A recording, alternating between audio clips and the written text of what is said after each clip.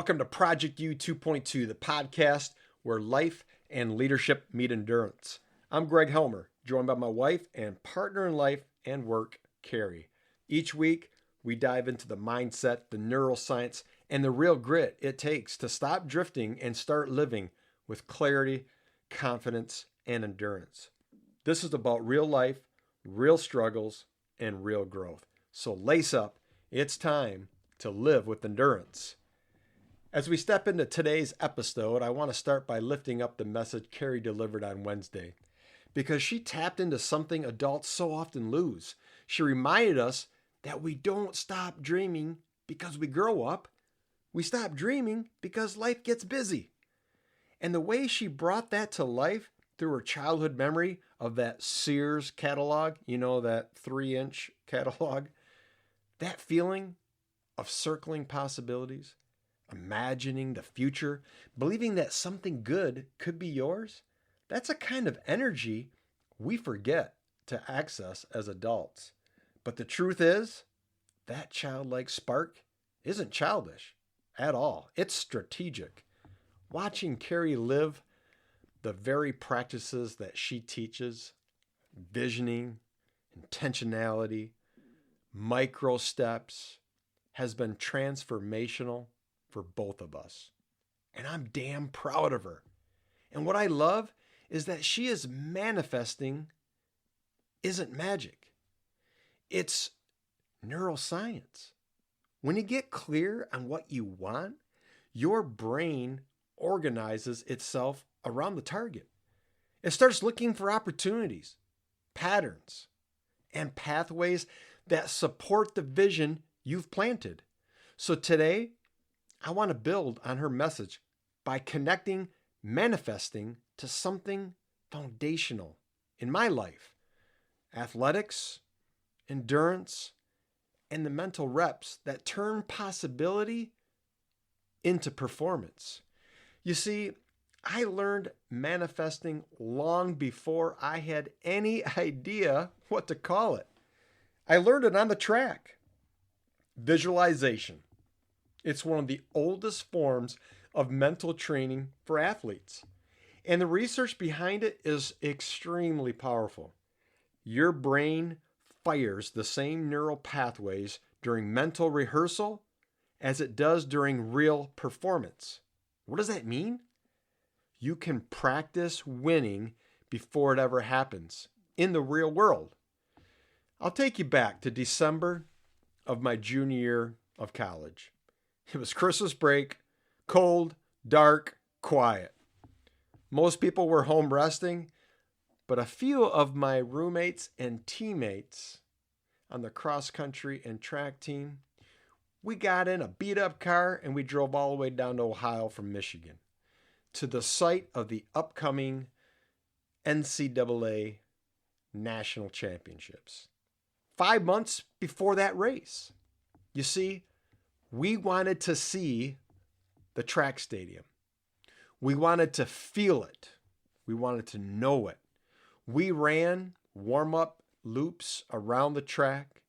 We walked the curves of the track. We walked back and forth across the football field. We stood on the starting line. We ran many, many miles on that track, simply envisioning and imagined everything from the gun going off to our final kick down the final stretch. And see, then we captured photos. We printed them and we taped them everywhere. Our bathroom mirrors, locker doors, bedside walls, and inside our training journals where we logged our daily miles. You see, every day we saw our goal. Every day our brain rehearsed our success. And here's the crazy part. Every single one of us that drove down to Berea, Ohio, we qualified for the NCAA National Championships that year. That wasn't a coincidence. That was clarity, emotion, psychology, and aligned action all working together. And years later, the same pattern played out in a completely different chapter of life. When Carrie and I were dreaming about the home we would raise our family in. At the time, we had 2 sons. Didn't even think about a third. Before a foundation was ever poured, we drove through neighborhoods, walking the sidewalks, snooped around looking at landscaping. We toured the parade of homes, and we asked each other, can you see us here in this home, in this subdivision? What if we have another child? What if we have 4 kids? Can the woods pacing off and measuring to see exactly where the lot would be? We visualized the driveway, the front door, the kitchen table. Where's the sun rising? Where's the sun setting? Which way do we want the house to face? We took pictures. We saved them. We talked about different floor plans. We prayed over them. And eventually, we built that home. When you emotionally connect with a future vision, your nervous system starts treating it as familiar. And humans perform best in familiar environments.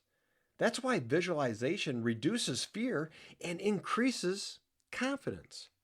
You're no longer walking into an unknown future. You're actually stepping into a preview that you've already rehearsed. And another place this showed up was my public speaking. An area that, believe it or not, I used to fear. I feared public speaking and speaking in front of others so much that I actually convinced one of my academic advisors in college to not add communications, public speaking to my class roster.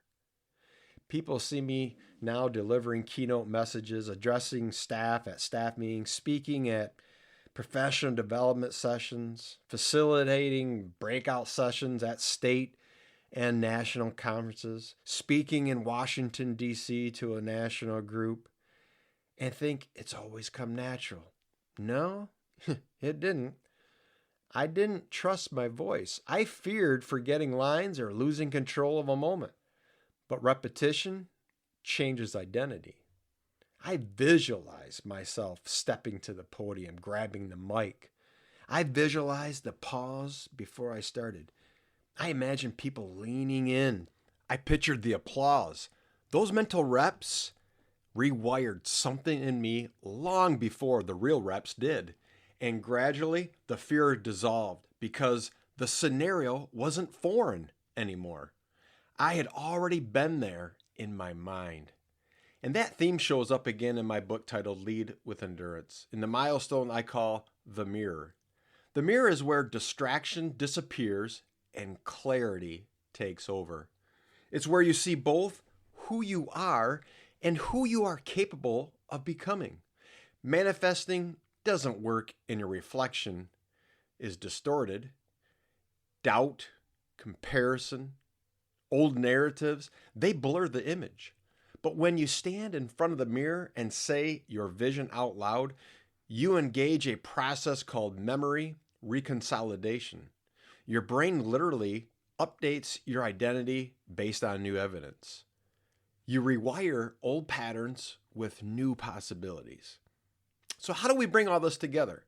For me, it comes down to a simple formula. And you know my wife, Carrie, she likes math. So here's my formula. Manifesting equals clarity plus emotional belief plus micro action momentum. You need clarity. Saying it, writing it, picturing it. You need emotional belief because your nervous system won't move toward anything it doesn't feel. And you need micro actions because dreaming without action is a hallucination. And action without dreaming is random. But together, each micro action releases a tiny hit of dopamine that tells your brain, this is who I am now. That's how confidence compounds. So here's your challenge for the week. Create your own vision board, digital or physical, and then choose one thing from it that matters most right now. Spend 60 to 90 seconds each morning visualizing it, feeling gratitude as if it's already happened. Then take one micro action a day connected to that vision. Make the call, send the email, walk the mile, hit the gym, buy that book, do the repetition, and eliminate just one distraction. The distraction that keeps pulling you away from who you are becoming. And at the end of the day, finish this sentence. Today's step moved me closer to. And that's how momentum is built. Not by intensity, but by alignment. Vision boards are not childish.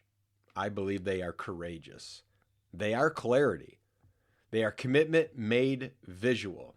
From national championships to dream homes to speaking on stages to personal reinventions, I am living proof that what you vividly imagine, emotionally connect with, and consistently act upon becomes your reality.